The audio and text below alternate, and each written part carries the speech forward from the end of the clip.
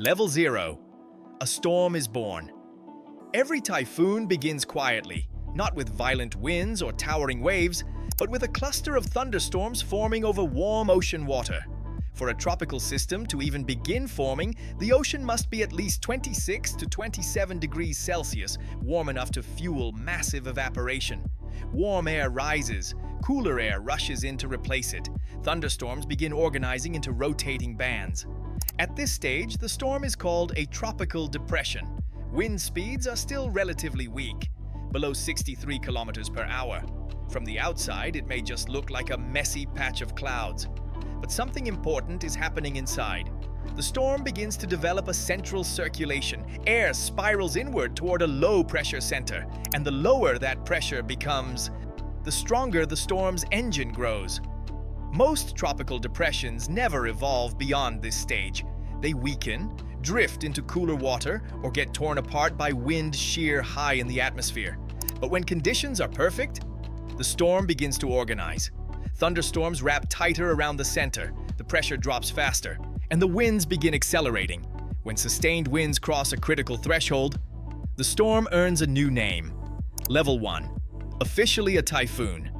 This is the moment the storm officially becomes a typhoon. At Category 1, sustained winds reach roughly 119 to 153 kilometers per hour. Satellite images now show something remarkable. The storm becomes symmetrical. Cloud bands spiral inward like arms around a growing center. The system begins developing an eye, a circular region of sinking air where skies can actually become calm. But surrounding that eye is the most dangerous region of the storm, the eyewall. This is where the strongest winds and heaviest rain exist. Even at Category 1 strength, the storm is capable of serious damage. Roofs can be damaged, power lines can fall, trees begin snapping under the constant force of wind. Storm surge, the ocean being pushed toward land by the storm, begins flooding low-lying coastlines. But this is still considered a relatively weak typhoon. Many structures can survive it, cities may recover quickly, but the storm is still feeding on warm ocean water. And if conditions remain favorable, it keeps strengthening. Level 2. Windows shatter, trees snap. At Category 2, the storm becomes significantly more dangerous. Wind speeds climb to 154 to 177 kilometers per hour. At this point, the typhoon is no longer just a strong storm. It becomes a structural threat. The pressure inside the storm continues to fall, tightening the rotation of the eyewall. The storm's core becomes extremely organized. From space, the storm now looks like a perfect spinning disk. On land, the impact becomes obvious. Large trees begin snapping or uprooting. Windows shatter as debris becomes airborne. Roofs start peeling away from weaker structures. Power outages can affect entire regions. Storm surge becomes more severe, pushing walls of water several meters inland. But meteorologists watching the storm know something else.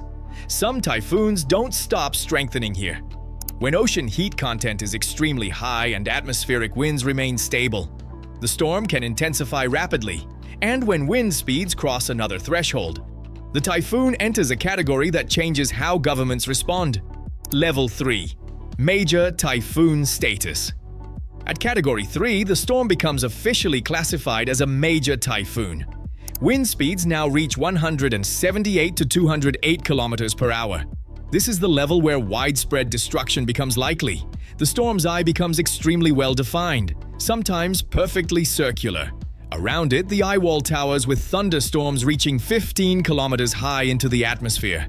Inside those clouds, winds rotate with terrifying speed.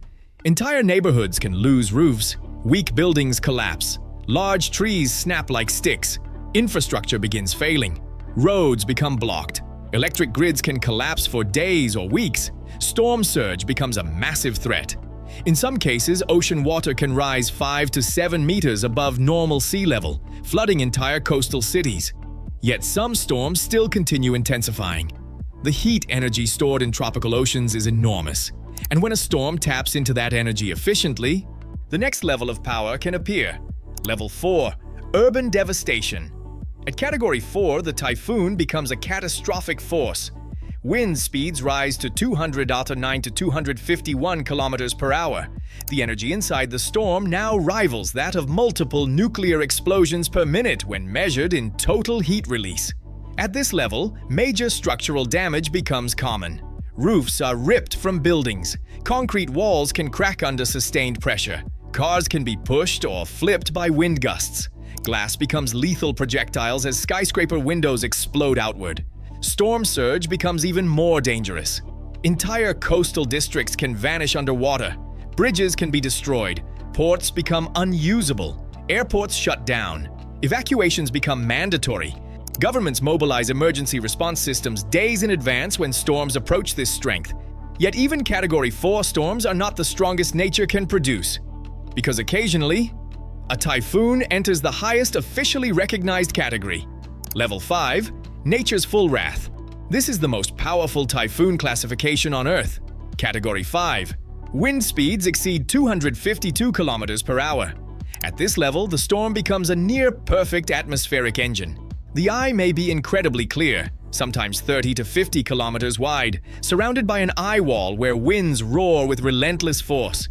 The pressure inside the storm can drop below 900 millibars, making it one of the lowest pressure systems on the planet. Damage at Category 5 is catastrophic. Entire buildings collapse. Steel structures bend. Storm surge can rise 6 to 10 meters above sea level, wiping entire coastal communities from the map. The waves generated by the storm can reach 15 meters or more. Even inland cities hundreds of kilometers away can experience flooding and infrastructure failure. Some of the most powerful typhoons in history, like Typhoon Haiyan in 2013, reached this level. Haiyan produced winds estimated near 315 kilometers per hour. Entire cities in the Philippines were flattened. Thousands of lives were lost. And yet, even Category 5 may not represent the ultimate limit of what Earth's atmosphere could produce, because scientists have proposed a theoretical storm far beyond anything humanity has ever seen. Level 6, Hypercane, Theoretical Storm of Extinction. This final level does not exist in modern weather records. It exists only in theory, a storm called a hypercane. The concept was proposed by atmospheric scientist Carey Emanuel in the 1990s. A hypercane could form if ocean temperatures rose dramatically, possibly above 50 degrees Celsius. Such temperatures might occur after massive volcanic eruptions or asteroid impacts that superheat the ocean's surface. In those extreme conditions, a tropical cyclone could evolve into something far beyond modern typhoons. Wind speeds could exceed 800 kilometers per hour. The storm's convection towers could punch deep into the stratosphere, more than 30 kilometers high. Instead of simply producing rain and wind, the storm could inject huge amounts of water vapor into the upper atmosphere. This could potentially disrupt climate systems across the planet. Fortunately, Earth's oceans never reach temperatures required to create a hypercane under normal conditions. So for now, these storms remain in the realm of theoretical climate science. But they show just how powerful Earth's atmosphere could become under extreme circumstances. From a loose cluster of thunderstorms to a rotating storm capable of reshaping coastlines, typhoons represent one of the most powerful weather systems on Earth. They feed on heat stored in the oceans. They grow larger than entire countries. And when they reach their strongest levels, they remind us how small human infrastructure can be compared to the forces of nature. But understanding these storms, their structure, their levels, and their behavior is what allows meteorologists to predict them and help communities prepare. Because even the most powerful typhoon begins the same way, with warm water, rising air, and a quiet rotation over the open ocean.